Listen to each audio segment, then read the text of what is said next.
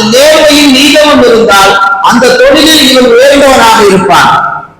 வழக்கத்தில் சொல்வது உண்டல்லவா, செய்யும் தொழிலே தெய்வம். அதுபோன்று இந்த செய்யும் தொழிலே தெய்வம் என்ற இந்த தத்துவம் உலகில் வாழக்கூடிய எல்லோரிடத்திலும் இருக்கிறது.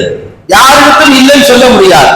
செய்கிற தொழிலே சுத்தமா, நேர்மையா, நீதமா உழைப்பாளிகள் உழைக்க துவங்கினால் இந்த உலகம் பெரிய வல்லரசாக மாறி போகும். இந்தியா வல்லரசாக ஆகாததற்கு காரணம் என்னென்று கேட்டால், பண முதலாளிகள் மட்டும் பணம் முதலாளிகளாக ஆகிக்கொண்டு போறார்கள்.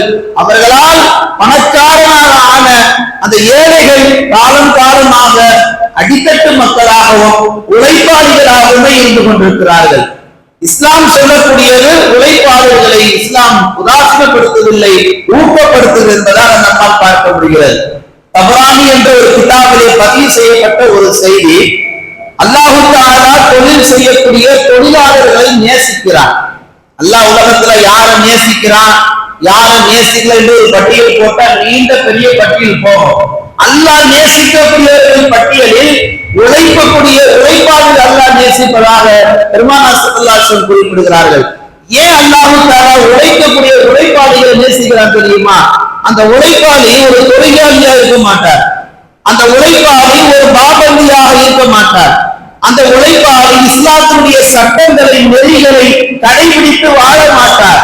ஆனா அவர் சரியான முறையிலே, நீதமான முறையிலே, நேர்மையான முறையிலே தொழில் செய்யக்கூடிய ஒரு சிறந்த உழைப்பாளியாக இருப்பார்.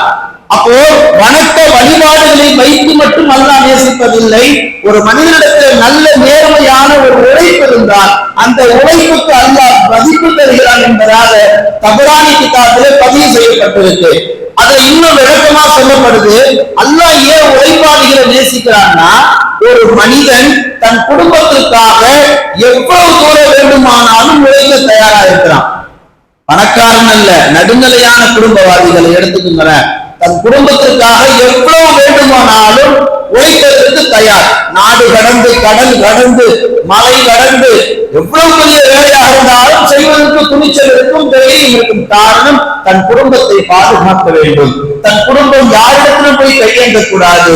தன் குடும்பம் கடைசி நிமிடம் வரைக்கும் 3 வேளை சாப்பாடு நிம்மதியாக சாப்பிட வேண்டும் என்ற ஒரே நோக்கத்திற்காகத்தான் உழைப்பாளிகள் கடைசி வரைக்கும் குடும்பத்திற்காக பாடுபடுகிறார்கள். இந்த ஒரு காரணத்திற்காக வேண்டியே அல்லாஹ் சொல்லுகிறான், நான் அவனை நேசிக்கிறேன். அல்லாஹ் ஒரு அடியானை நேசிக்க தோன்றிட்டா என்னென்ன பலன்கள் உண்டாக தெரியுமா? அவன் அல்லாஹ் தப்பு செய்ய விட மாட்டான். அவன் அல்லாஹ் தஆலா எல்லா விதத்திலும் நேர்மையா நடக்க வைப்பான்.